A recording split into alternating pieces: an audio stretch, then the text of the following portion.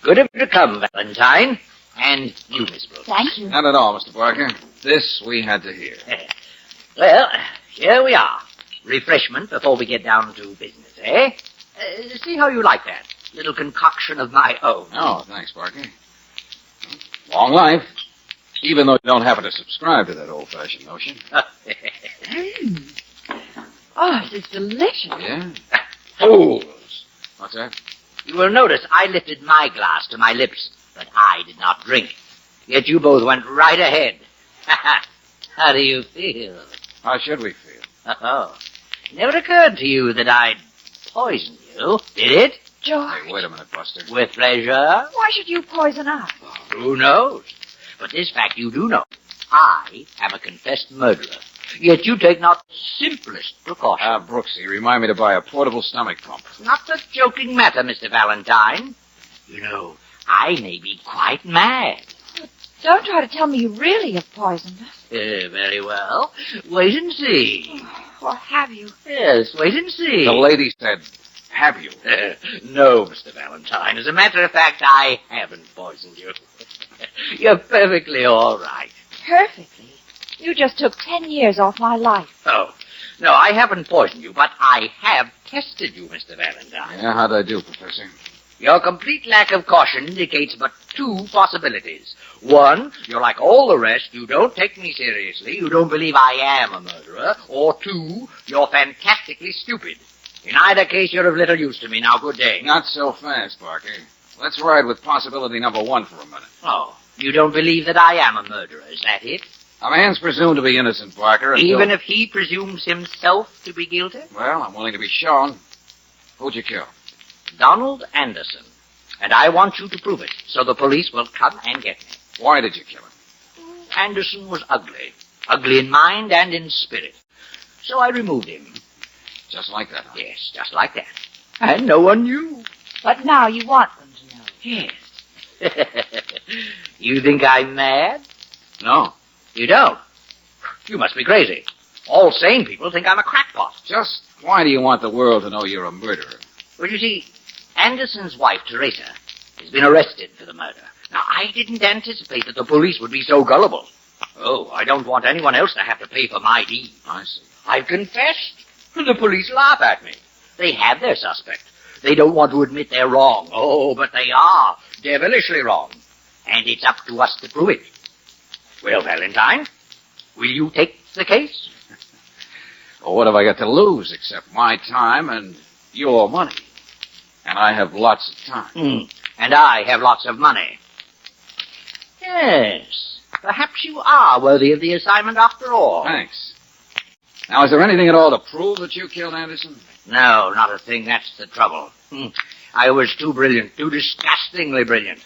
There's not a shred of evidence. Oh, great. But don't you worry, Valentine. With your brawn and my brains, we'll find something.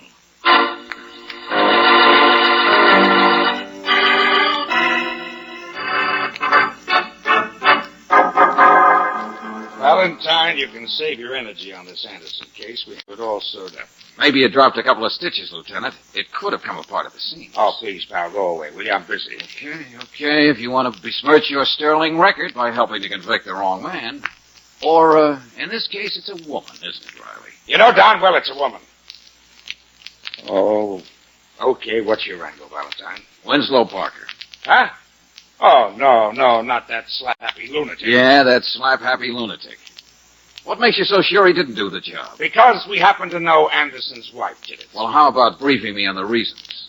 Well, okay. Motive? Mrs. Anderson was in love with somebody else, Jonathan Gaines. But her husband wouldn't give her a divorce. I see. Now, opportunity, she was in the house when it happened. Anything else? Plenty.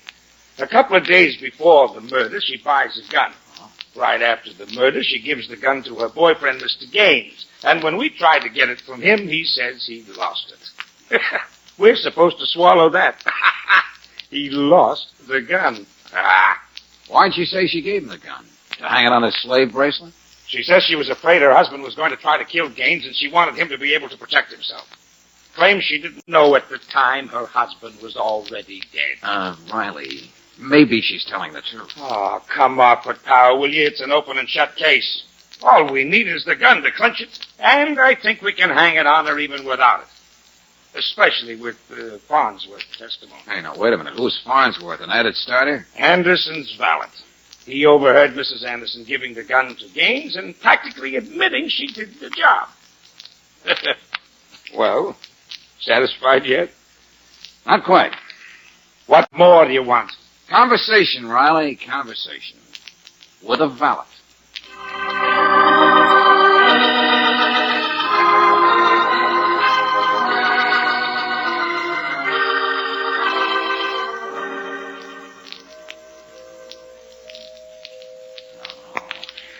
I dearly love the sound of those bells, but come on, somebody. Come on, answer the door. Come to think of it, George, will Farnsworth be here? His master is dead, and the master's wife is in jail. I understand the house is going to be sold, Brooksy. Servants are staying on to do the packing. George? Yeah. That's a high C with a kick in it. Come on, open up in there. Hear anyone coming? Yeah, I think so.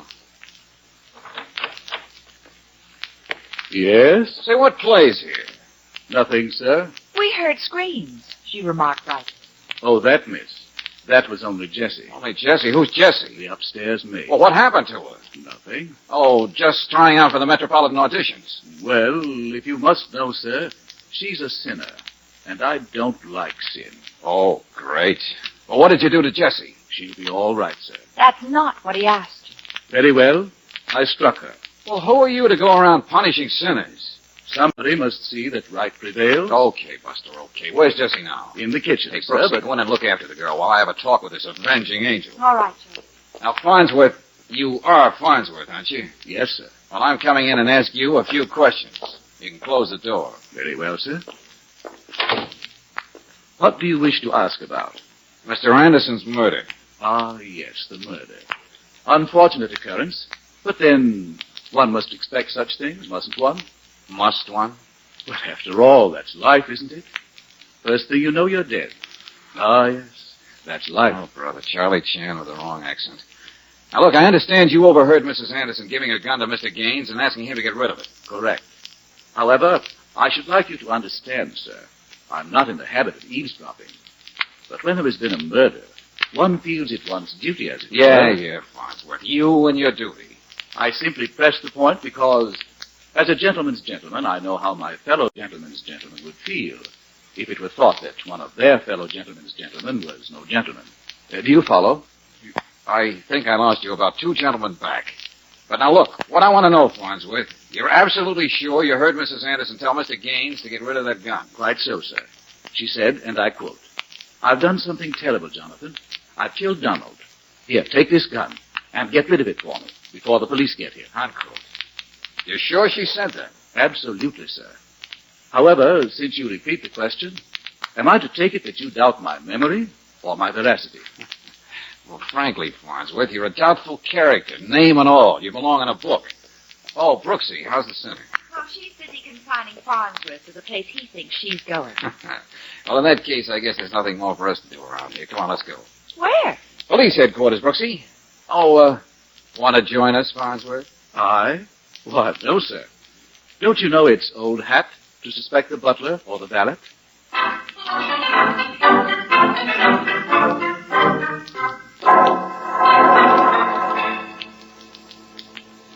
Now, will you please look, Lieutenant? You refuse to take my client seriously because you've got a hotter suspect. But suppose I can toss a bucket of ice water on your hot suspect.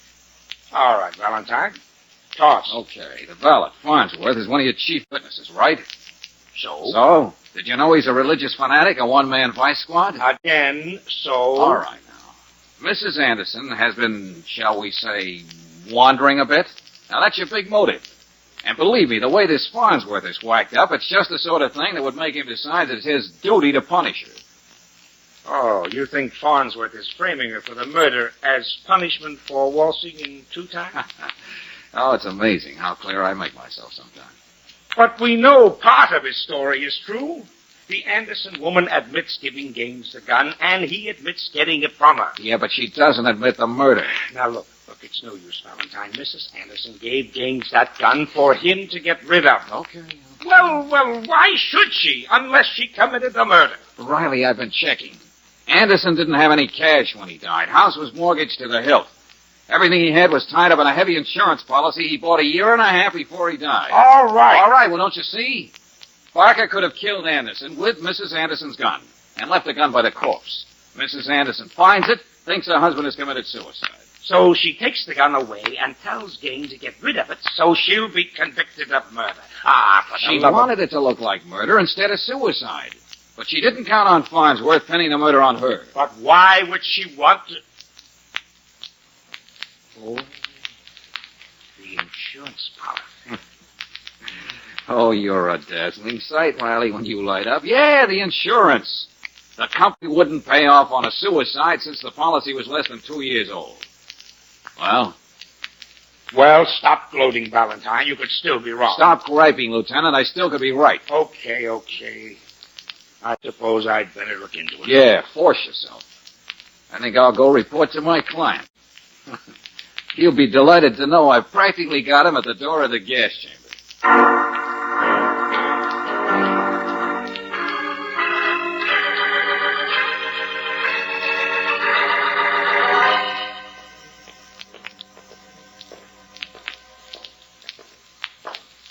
Well, I wonder what the little man who isn't all there will pull this time. My stomach is still doing nip-ups from that poison prank. We'll soon see, Lucy. Hey, wait a minute. Stand back, Angel.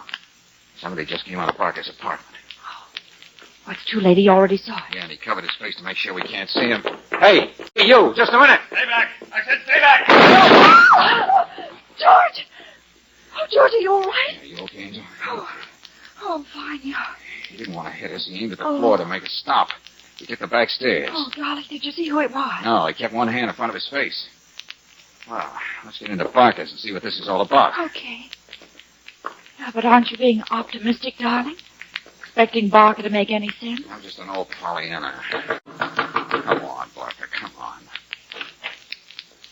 Oh, hello, Valentine.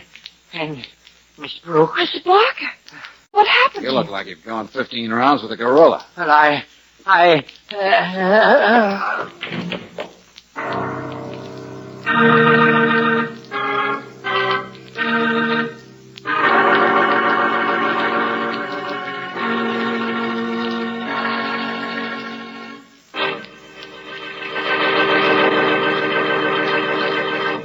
We'll return to tonight's adventure of George Valentine in just a moment.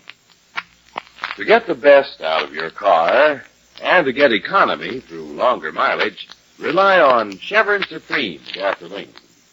This premium quality gasoline is specially blended to give your car all these advantages. Faster starts every time you press the starter. Speedier warm-ups, alert getaway in heavy traffic driving, and ping-free power that lifts your car over the hill. What's more, Chevron Supreme is climate-tailored to the season of the year and to different temperature and altitude zones in the West. So wherever you drive and the year round, you can't buy a better gasoline for today's high-compression engine. Just try a tank full of Chevron Supreme tomorrow. Get it at standard stations and at independent Chevron gas stations where they say and mean, we take better care of your car.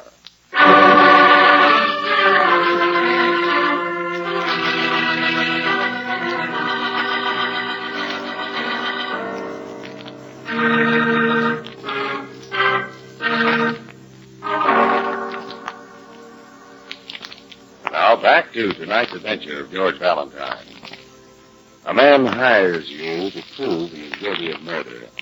After dutifully questioning his sanity, you succeed in turning police suspicion from their pet suspect to your client.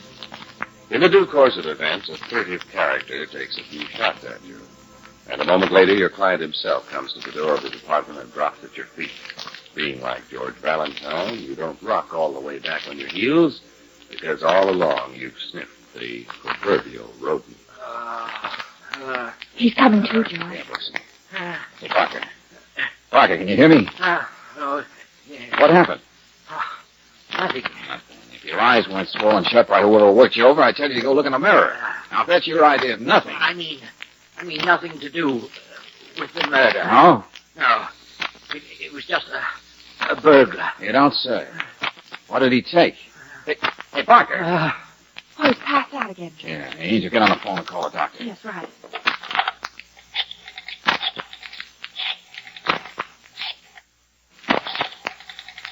Hey, would you look at this? What, George? Some boards on the floor have been pried up. Oh. Parker must have had something hidden under there. Oh, something was stolen after all. Come on, hurry over that phone, Brooksy. I want to talk to Lieutenant Riley.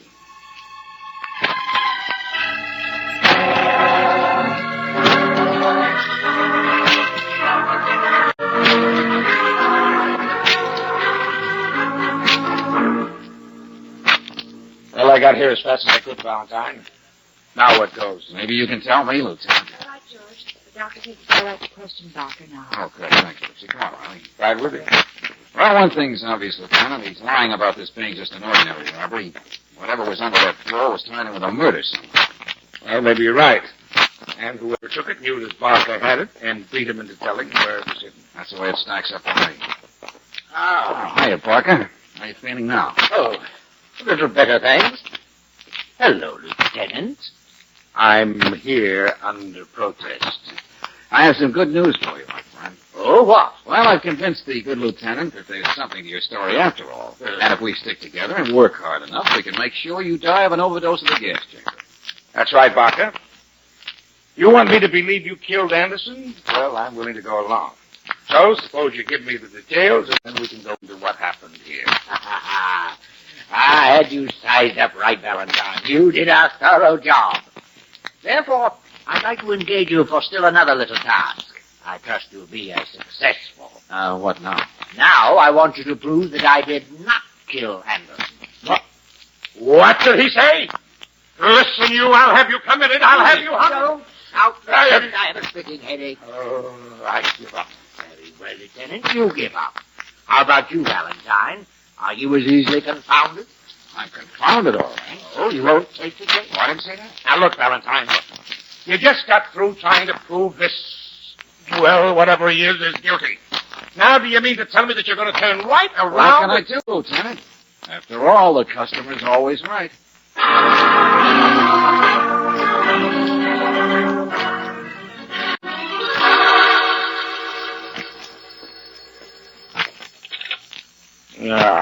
Homicide. Hello, Riley. Oh, it's you, huh? Look, sign off, will you, pal? I'm a busy man. I haven't got time to talk to lunatics. But, Riley, You're as wacky as that client of yours. Then humor me so I don't get violent. What do you want? The ballistics report on the bullets we dug out of the floor at Parker's place. Okay, Valentine, I got the report right here. Those bullets came from the same gun that killed Anderson. Wow. Now we're getting somewhere. Yeah. We're always getting somewhere. I'd like to stay put for a change. Tell me something about that fellow Gaines, Lieutenant. You're not holding him, are you? No, we haven't been able to tie him to the actual murder. We booked him for his shenanigans with the gun, but he's out on bail. Why? Oh, I think I'll have a talk with him. Now, where is that going to get you? There's no telling, Riley. If I'm real lucky, maybe somebody will try to kill me.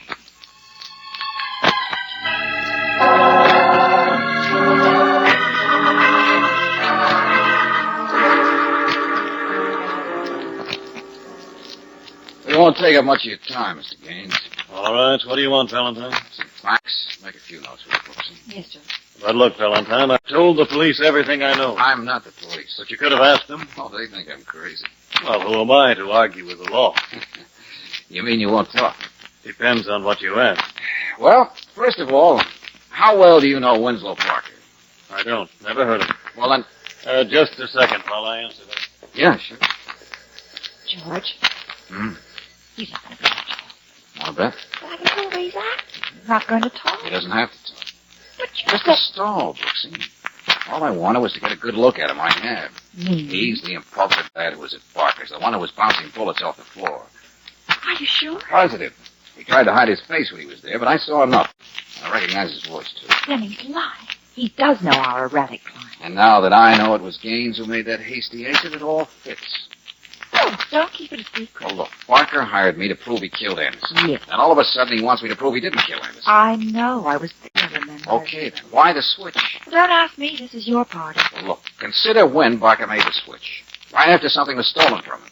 So isn't it reasonable to assume that the thing that was stolen, whatever it was, had a definite bearing on the case and on his changing his mind? All right, but what was this thing, as you so descriptively call it? Look, Angel, the person who did the stealing fired at me. And the police have proved he fired from the murder gun. He had the gun, so couldn't that be what he stole? Maybe. Okay, let's go back to the murder.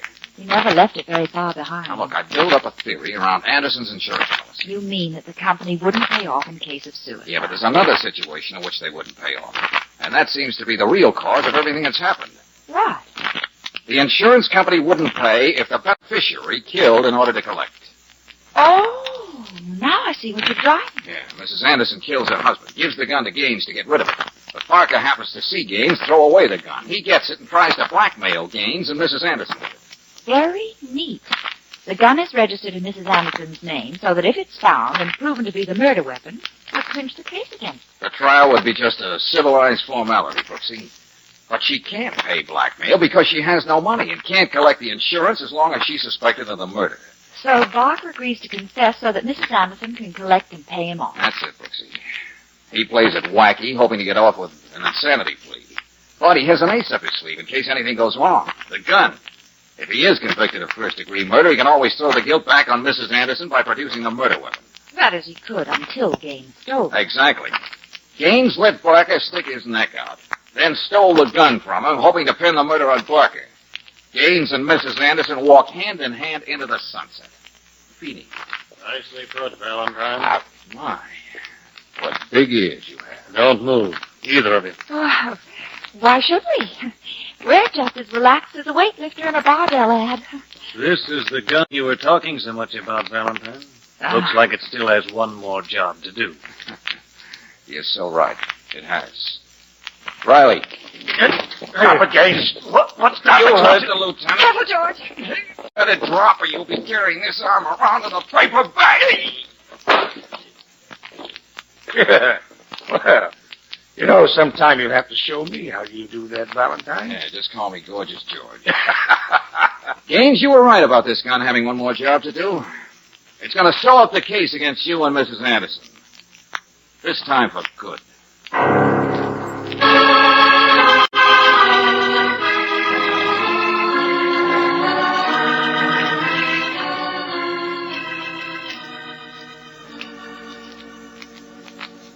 I've got to hand it to you, Valentine. How do you do it? Oh, clean thoughts, fasting, daily shower. Sending in box top. First you prove Barker guilty, then you prove him innocent. Well, I ain't pleased. Then you trick Gaines into producing the murder gun. Oh, getting him off to the phone for a fake call was my idea. You risk your own life. Brooksy's here, and not that it matters, mine. And where do we wind up? Where? Well, Lieutenant... I'll tell you, just where we started. I already had Mrs. Anderson booked for murder, remember? Yeah, but before your whole case rested on the testimony of a feather-headed valet. Even though he was telling the truth, a good lawyer would have tied him in knots. True? I see you're standing on your constitutional rights and admitting nothing. Well, Riley, now the gun is your clincher, and with Barker involved, you have him as a witness, too. He'll talk, so you'll go easy with that blackmail rap. Okay, Valentine, okay. You know you've got everything. Courage, brains, ingenuity, bulldog perseverance, everything. Why, Lieutenant, you forgot his most important aspect. Hmm? And it's so obvious. What? Come on. But didn't you ever notice? Hmm. When he smiles, there's almost a dimple in his left cheek.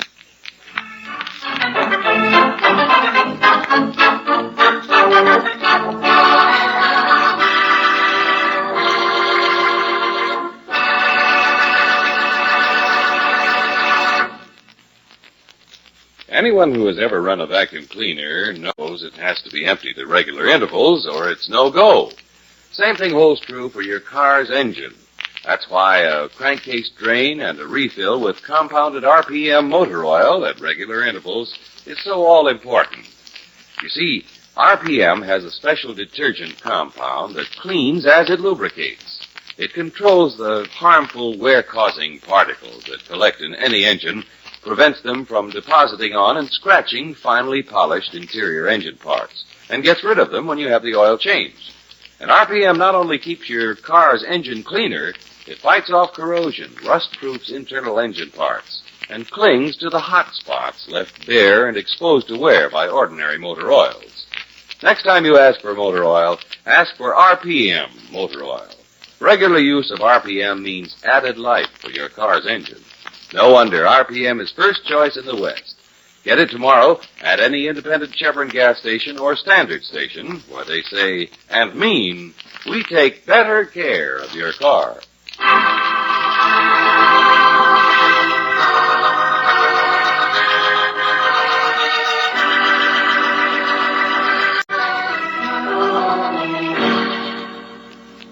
Next week, we'll come upon George Valentine in the study of a luxurious home in an exclusive section of the city, and Brooksy will be saying... George, I was just trying out this typewriter. I know, Brooksy, I heard you. But don't you see? Yeah, the lady lied. You mean think she took a shot at her husband and then came to us? Why would Peggy I don't admit know, to... Angel, I don't know. But unless I have the proud Victoria sized up all wrong, the lady is still out to do murder.